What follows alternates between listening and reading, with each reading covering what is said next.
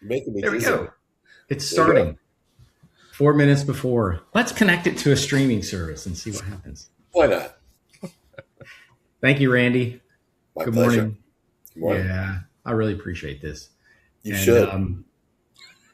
you're not a morning person. I'm I am sorry. not. No. Even at the event, like by 9 o'clock, 10 o'clock, I'm like, okay, everyone, good night. And then Randy's still playing guitar. He's all fresh. And I'm just getting geared up for my next, energy burst. Harlan, I mean, for you, are you a morning person typically?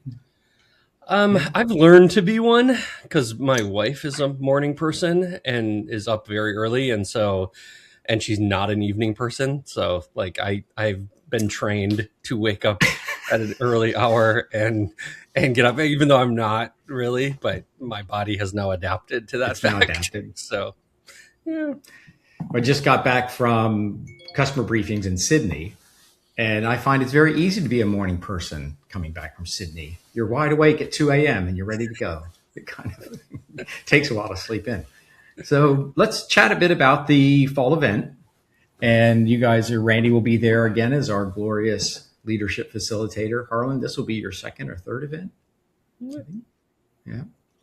And in the past, we have a technical event in the spring, which worked really well with the release of software that we love. And then in the fall, did a leadership event. And this year, well, we always had technical discussions at the leadership event. We couldn't help it. And we had leadership workflow discussions, work-life balance discussions at the technical event. So this year we thought, well, what if we just combine them? And we'll still have, I think the cadence of the event and the schedule and the technical sessions, everything, all the sessions are getting a little briefer, so we can still have the rounded out grouping each day. And at the moment, what we're aspiring to do is a morning, bookends. The leadership sessions is bookends. And so a thoughtful leadership session in the morning, followed by 3 technical sessions, and then a bit of a break in the afternoon. And then just before dinner, let's get together and discuss lessons learned. And I wouldn't be surprised if Randy sits on technical sessions because he's just finished a big design project. I have. Yep. Came into a 1981 condo with fantastic bones and tore everything down to the concrete slab, much to the consternation of the general manager. And basically started again, 2,400 square feet. It's been really fun. A gentleman architect. I wouldn't presume, but it's fun. I get a little taste of what you guys do, and I enjoy it. Yeah, but the empathy of getting not just to design something for someone else, but the empathy of designing for yourself. And it's fun when you reach a point in life when you know what you want. Are you a difficult client? Yeah, I'm the client. Yeah, Mike, he's the boss. I've learned to live with him. Oh, well, properly introduce yourself, Randy. Where do you come from? Sure. Randy Benn. I've been connected to your community for a long time. Yes.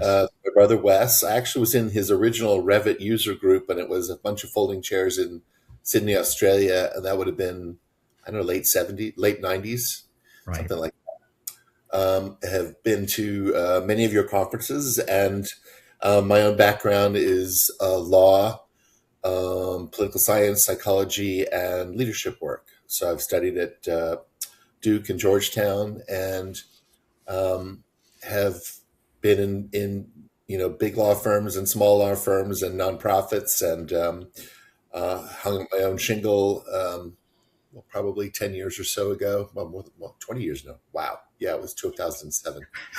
And it's just been really a delight to work with you, Phil, on this retreat. We kind of scoped something out that we thought was a little different, 6-7 years ago now. And thank you.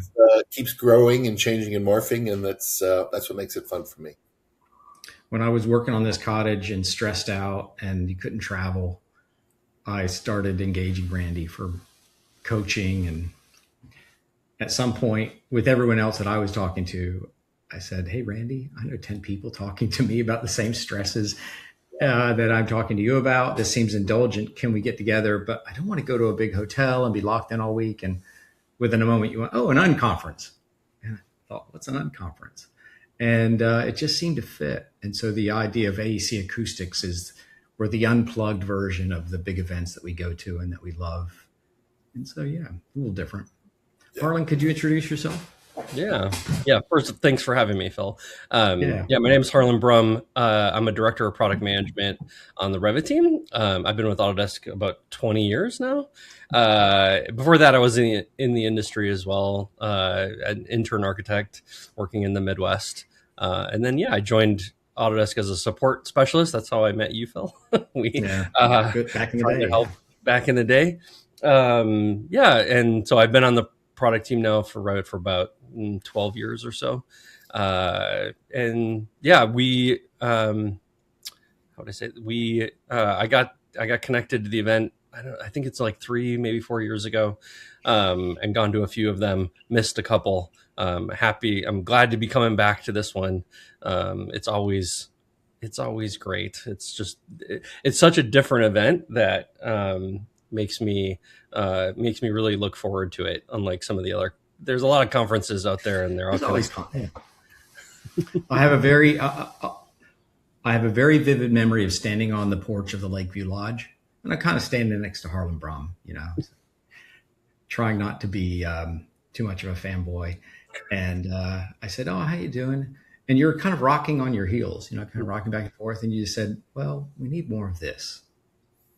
And I said, "What do you mean by we need more of this?" He goes, "Exactly. We need more of this."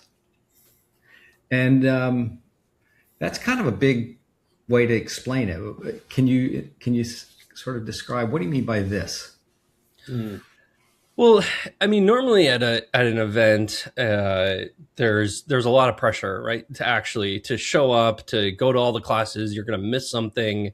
You're going to feel like you're kind of running between sessions, or and you're doing a lot of networking, where you're bumping into people, and you're running to the next thing and being like, "Hi, bye, oh, let's grab coffee," and they're at big conference centers where you're honestly indoors all the time, right. Where AEC Acoustics and the Leadership Event have been outdoors, with a small group of people.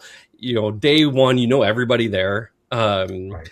And when we do you actually do the like team building kind of event the first day, which is fundamentally just so different. It gets everybody to relax, gets everybody to feel that like they're part of this group. And then, that moment when you ask, I need more of this, there was downtime. There was time to just kind of enjoy the nature and the site, and look around and go, oh, okay, I'm here. I don't have to worry about anything else. And the fact that, internet wasn't amazing and not connected was actually really good. It was like, oh, I'm actually acoustically unplugged here, the real sense of the word.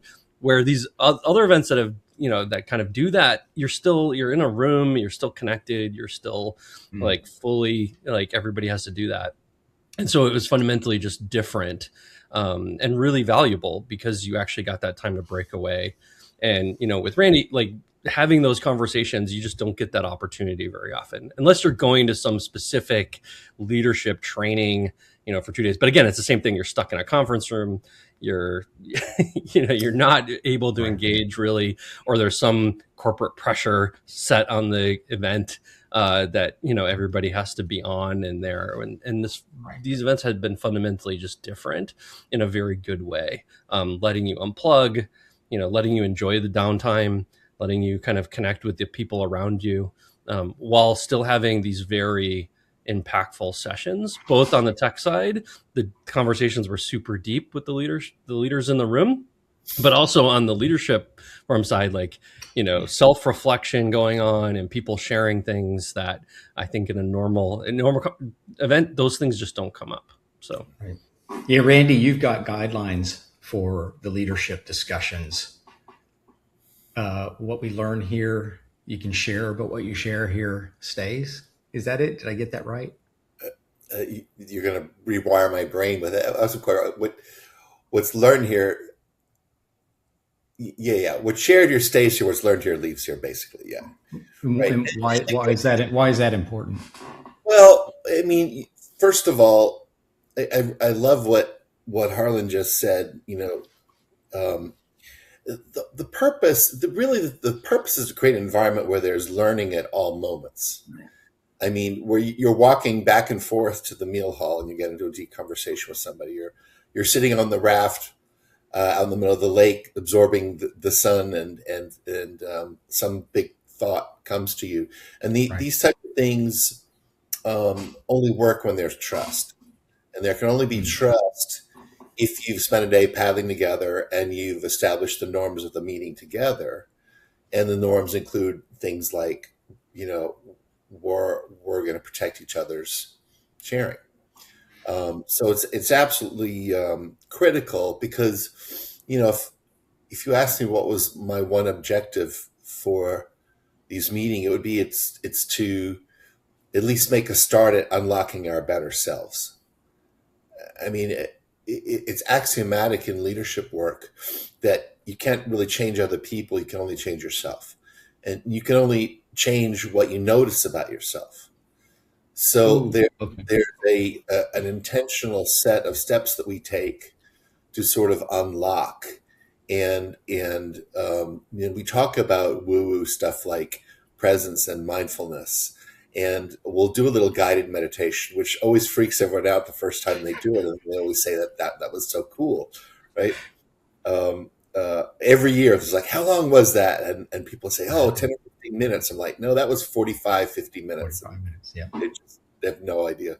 And so these are the things that make this kind of a special experience, that you can sort of schlep around in a t-shirt, shorts, and flip-flops and really go places that matter and that are meaningful, and build relationships with people and try and sort of break out of your, what we call autopilot, the way you typically do things, and just sort of re-examine yourself.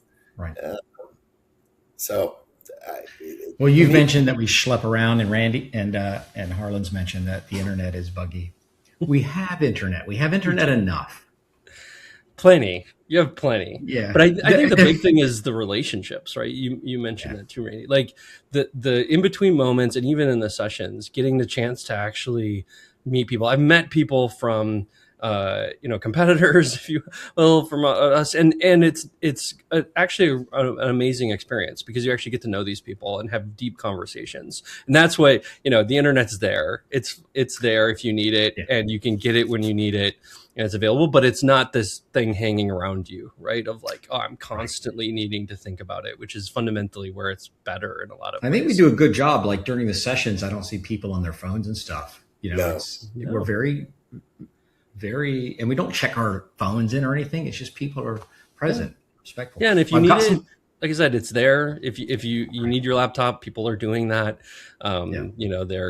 But you also can do it outside. Like you can you don't have to do it like stuck in some conference room or some little phone booth, at an event and feel like you're totally disconnected. Yeah. Well, I've got some questions.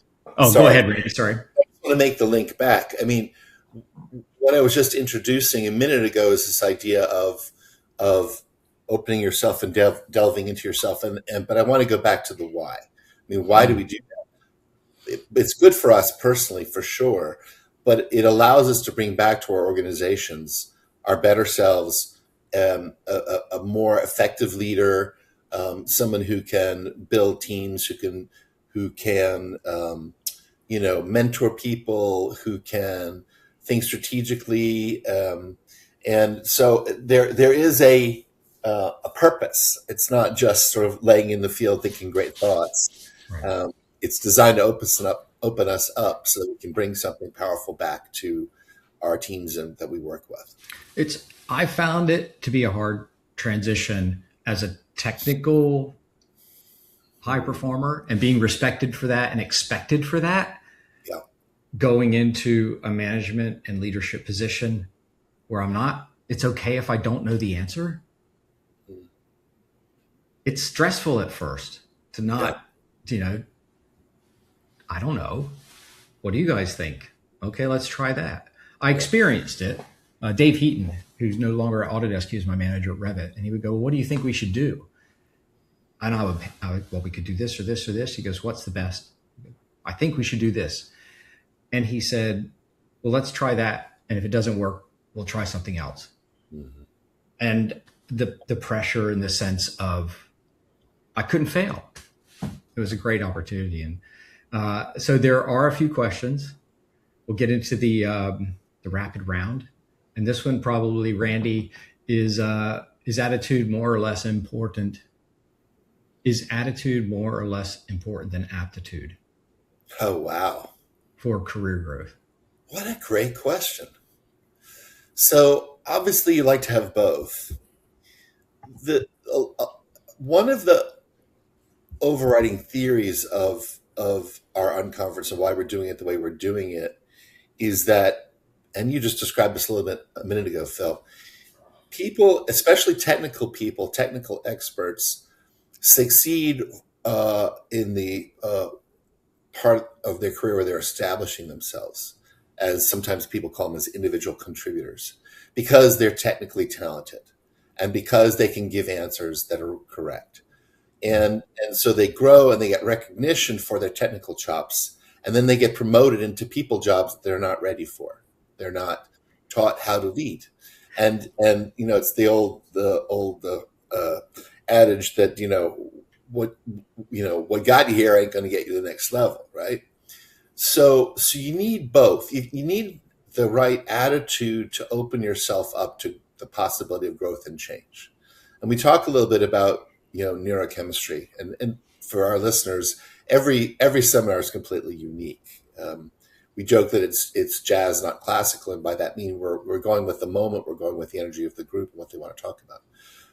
But neurochemistry says that we build these superhighways in our brain. We do things the same way over and over again for a reason. We get into routine, it becomes easier, takes less calories, we do it quicker.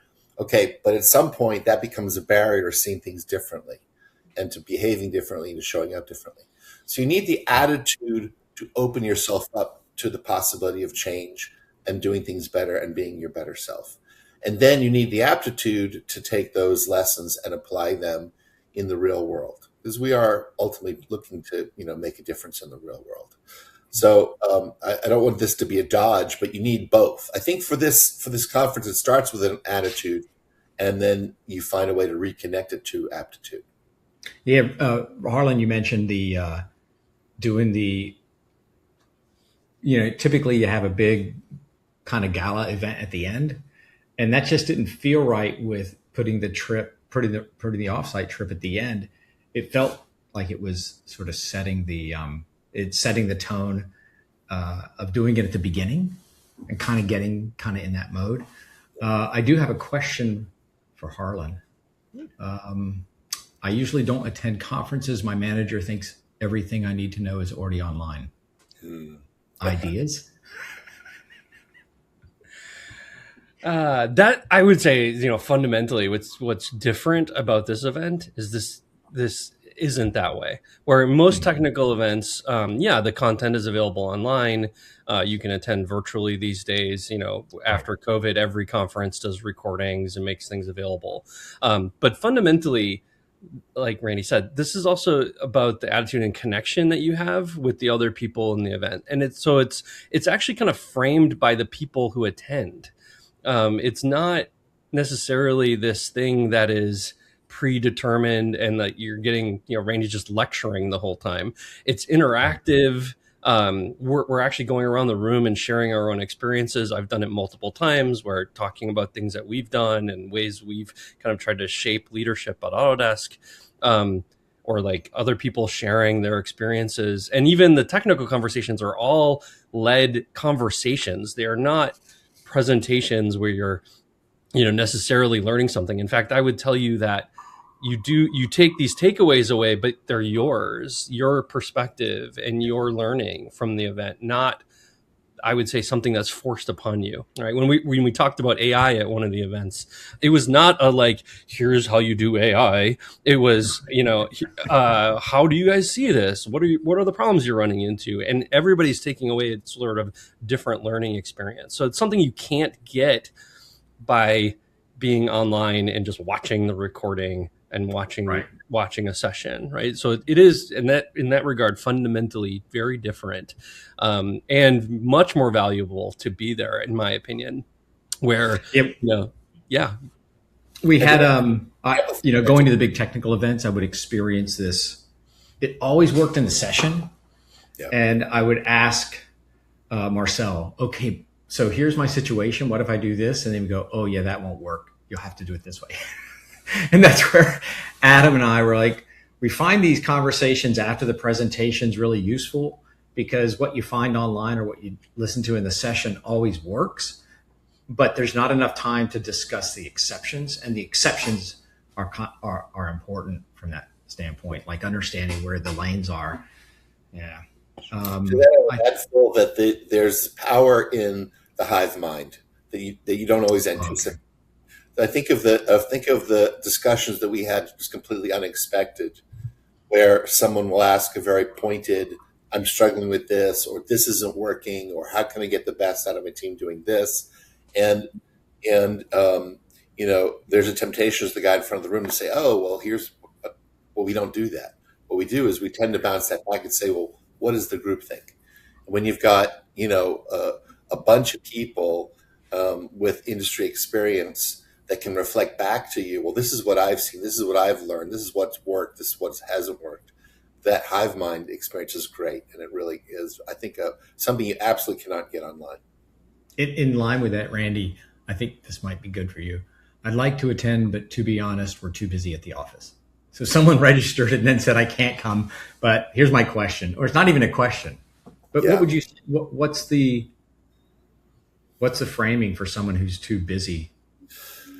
Well, I mean, you have to respect their busyness, right? I understand, and we all have to-do lists, and we have job demands that we can't avoid, and boss demands we can't avoid. But I think really it's like, okay, what's the return on investment here? That's what we're talking about. Like, are you going to benefit from another couple of days in the office doing things the same way? Or are you going to benefit more from spending time around other smart people in your field who can help you see the world differently, and who can maybe help you design your life and your job in a way where things just work better and you get more for your money? Right. That's the choice you're making. Harlan, I throw this at you sideways because you guys don't know the questions. Are there any sessions on ArchiCAD? And I'll tell you, there's not yet proposed any sessions on ArchiCAD. I know people who have ArchiCAD based offices that are attending. Does that matter? I mean, that's a great question. I would say no, fundamentally, that it doesn't matter. And Right. In fact, most of the topics are not about a specific product or a specific Oh, that's a good point. specific tech, like, oh, this is how you use Claude in this, right? Because we're not actually throwing up a product on the screen and demoing it and talking about it. Like, it's a conversation about the technology and about what people are using. So any product comes up basically in the conversation, not, I mean, across the board. There's no sessions on Revit that have been proposed either. Right. So that's also what fundamentally is a very different thing. This is not a Revit conference, and just because I'm attending does not mean it's all about Autodesk at all. In fact, I kind of asked for a rule, I think at one of them, that said, can we not talk about this Revit for Right. That is a rule on the river trip. No work sets. We're not going to talk about work sets. Don't do that. I mean, and that actually, to a large extent lets you disconnect from it, right? Again, and kind of like, and there's still those conversations on the side. In fact, a couple of the nights around the fire, people were asking me lots of questions about things that we're working on and doing, and happy to do that. And I'm learning a ton from people saying, oh, I'm struggling with this thing, not about the technology, but also about the process, about like how they get work done, where their time is spent, their business, and those things are equally valuable in a lot of ways. So I would say, it's well-rounded around people, process, and technology, but the technology piece isn't about a specific feature. It's not picks and clicks. Yeah. No. Randy, with open afternoons, what's the real productivity cost of sending me versus a typical conference? Because I should just give it some context. Breakfast typically at 8, 9, 10, 11 sessions. 1 o'clock lunch at noon, session at 1, and then from 2 to 5, go and journal, go and sit by the lake, soak up some vitamin D, converse. There's a ski boat, there's paddle boards and kayaks, there's e-foils if you want to learn how to e-foil. But that seems a little bit suspicious, right? 3 hours of not having sessions. Why is that important? Or is it like, how would you frame that it's not a junket? You started to answer it yourself. I would love to hear, honestly, you answer this question. Our intention was to create space for people to reflect and connect. And, you're going to get a lot of stuff's coming at you in the morning sessions. A lot of it's going to be new to some people. And that time where it sort of percolates and your brain is kind of working through it. Well, what did I learn? How did it land with me? Does this mean something to me? Do I like it or not like it? Who can I talk to about it? Is important. The building trust and relationship building comes from those open sessions when you can just sort of walk around with somebody and visit. So I think it's absolutely integral to the process and to what we're trying to build. And that doesn't mean we're going to use it every day. Like there are going to be times where we're cooking and we're just going to keep going. Like people are like, oh, I need to talk about this, I need to talk about that. We might pull in completely new topics they weren't planning to talk about. Some years it's like, oh man, I need to dig into imposter syndrome. Some years it's like, I need to talk about burnout, or I need to talk about saying no, or Harlan introduced something that I loved and have used it since Harlan, the whole sort of my user manual, my personal user manual. I had a client I worked with last week. I said, I need you to do this because you need to share this with your team because they don't know how to work. User manual. Yeah. So the idea of open space is just that. It's just it's not wasted time. It's creative time. I panicked the first year. I remember after lunch. Yes. And you said, well, I'm kind of not feeling it right now. Why don't we just take the afternoon off and go out and enjoy the sunshine? And I didn't have an opinion about it. I did, but I didn't have time to jump in. And people were like closing their things and getting up. And I said, Randy, I don't know what we're doing. And I went down, like, we got to check these boxes. And people went down by the lake and pretty quickly started talking about things that were important. I call it non-thinking. Yep. You call it discovery. When you're not thinking about it, the discovery comes. That's really important. Like, what is that one thing that I learned today? And I will be honest, if you go to the conferences where there's classes all day long, they are packed in the morning. And by afternoon lunch, you go into the lobby and people are like on their laptops, trying to check email on their phones. They're getting a little bit low energy. And so instead of trying to fight it, we just we designated a space for that and go, look, in the afternoons, it's important to go and sit. And if you want to journal, if you want to go for a hike, if you want to go sit down by the lake and talk to other people about workflow issues, that's fine too. But let's just, instead of trying to fight it, let's just facilitate it and turn it into something that creates a discovery. So yeah, I was going to say, Phil, I think actually some of that time, it's actually the topics are so meaty and heavy during the session. And then having that break time, you actually have really great conversations about the topic and you learn a lot of what other people are thinking because not everybody wants to share during the session time, especially the first kind of day. And some people are extroverts or introverts. They're kind of like, they need to open up, and having those ability to kind of like walk around, have a conversation, sit down with somebody, learn about them a little bit, and feel that real, like, hey, we're in this together. Again, it facilitates the idea of trust too. Like, now I get to know this person. But that was more valuable in a lot of ways, like than sitting in sitting in another session. And always at the conferences, 10 sessions a day. And yeah, I'm by the time you get to like dinner, everybody's like checked out and drained, and unless you're super extroverted and like that energizes you. But I don't think in the tech space there's a lot of people like that. Most of us are like, we got into this because we're kind of geeky and nerdy, and like, oh, we want to, we like the computer, which tells you everything you need to know about about people.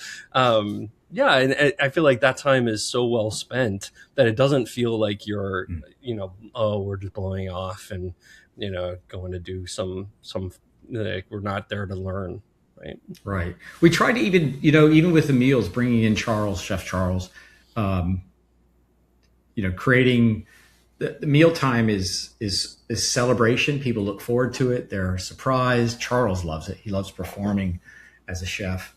And but also even the seating, for the first couple of years we had this tables, and then we pulled the tables kind of together. And then last year, or maybe it was a year before, Adam just started grabbing all the tables and made one giant table for like 24 people. And Charles is just bringing the food out. He's like plating it family style, and there's no sense of, oh, I wish I could sit at that table, but there's no more chairs. It's like, no, it's just one big table. Yeah, we're trying to create that kind of environment. I'll ask the next one, answer the next one. Can I bring my own alcohol? So it's not that we have an aversion to alcohol. There's a lake and there's paddle boards, and the first rule of rules is don't make me make a rule. And I don't want to worry about anyone having alcohol and then either saying something silly, they thought it was funny at the time, or getting out on the lake at night. It's just, it removes the complexity. And there's plenty of conferences with alcohol. I mean, no one's going to get their, it's just, it just removes the complexity. And actually one of the first years we did this, I asked somebody about it, and their response was, oh no, it's great. Don't have alcohol. And I was like, what? Because they're an extroverted architect, and and they said, well, this morning I woke up before my alarm went off and I felt really good. So I just decided to get up and go for a walk and watch the sunrise. I thought, oh, okay, well, that's good. That's actually, and this year, I think the sunrise and the sunset, it's 7 a.m. and 7 p.m. So there's a bit of time before the morning, go for a walk, watch the sunrise. And then after dinner, right, 6, 7, you can go out. It's just beautiful. The other one is, will there be alligators? And I was like, we've always said no. And then I think it was Scott and Raylene coming in from Scott Davis coming in from California. Raylene came and she's like, are there going to be alligators? And I promise, you're never going to see an alligator. They're just, it's Florida. If you want to know if there's alligators, touch the water and feel it. And if it feels wet, it's like, yeah, there's probably alligators. But we promised there wouldn't be any. And then there was like a little 4-foot mud puppy sitting on the bank. And we all paddled around it and took pictures and kept going. So maybe. And there'll be birds and turtles and fish and other stuff too. Lots of turtles. Lots and lots of turtles. Don't engage the alligators. If you see one, yeah. Randy, can I skip the river trip and arrive Monday night? You certainly can. And if you must, then you must. We'd rather have you there than not have you there.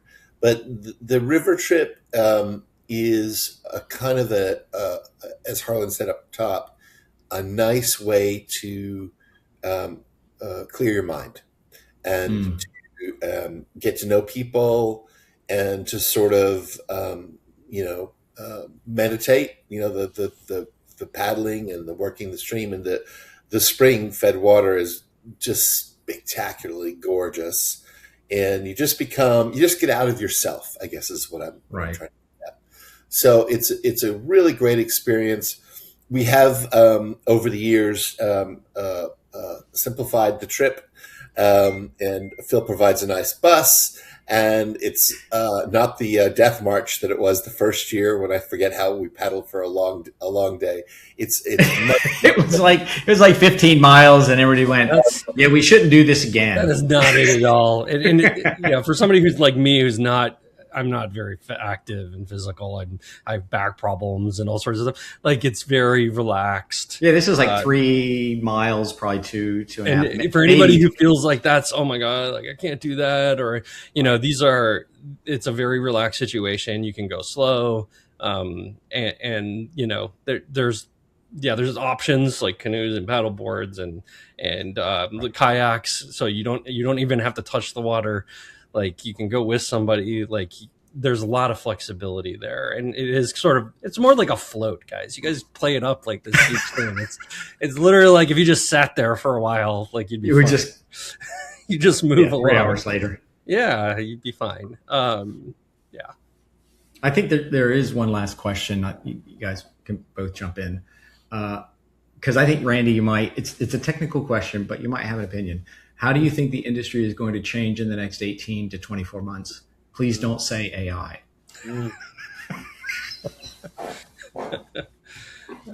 Boy, that's a tough one to answer without saying that word. Yeah. I would just say AI because it's a buzzword, but I don't think we understand how.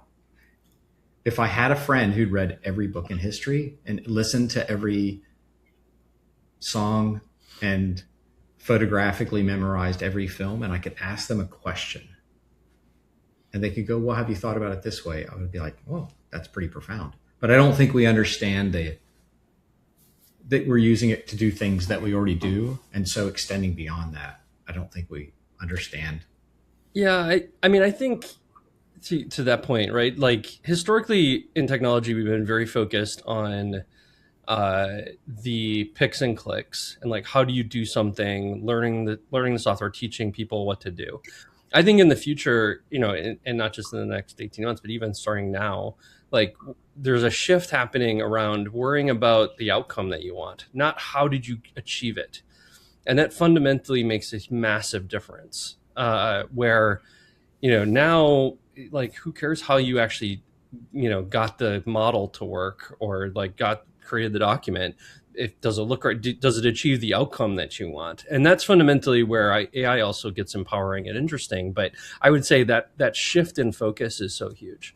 On the technology side, though, I think also that there's this, there's a lot of changes happening rapidly in this technology space. It sort of reminds me of like when the internet first came out. And everybody was like throwing in web browsers and trying to build stuff, and eventually it's stabilized. And I feel like that's what's going to also happen, maybe not in the next 24 months, but maybe the next 5 years, where things will sort of generally stabilize for a while. And, we are already seeing a lot of backlash on AI. Like you mentioned, like, a lot of people are like, I don't want to see it. I personally don't want to see a ton of LinkedIn posts about it anymore. I'm like, okay, it's overkill. And I think what's going to happen is it'll stabilize, though, and just kind of become another tool in the toolbox that we use, but ultimately just to get better outcomes from the work that we're doing. Yeah, untutored, right? Not a non-technical answer, and it's not to underplay the power and the impact of AI. It's transformative, but do you use it, Randy? Are you using any particular? I use it every day. Yeah, really. Things, yeah. Okay. Yeah. And so even in psychology, leadership, there are ways of. So here's how I look at it. I mean, I would expect lawyers to use it for case precedents, for framing rhetoric. We got into trouble for filing AI briefs with errors and stuff. So it's yeah. Not brief filing, but you guys did research before you'd have interns do research. Wouldn't you use it as a research? Absolutely. And that's where I would take this conversation. I mean, we've had big leaps forward, right? The TI graphing calculator that we used in high school had more computing power than NASA had to put a man on the moon, right? So these tools keep coming, they keep getting stronger and stronger. We can do more and more with them. So what does it mean to have at your fingertips like a city full of Einsteins on any issue, right? That's great, but means nothing unless you ask the right question.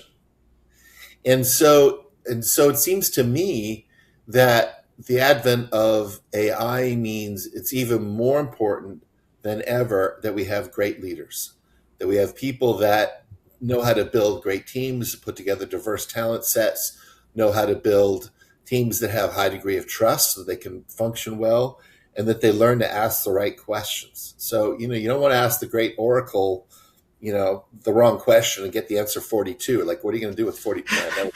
You don't ask the Oracle, can you make Right? me a better cat video? Right? 42. So It's like you got to ask the trivia. right questions. Yeah.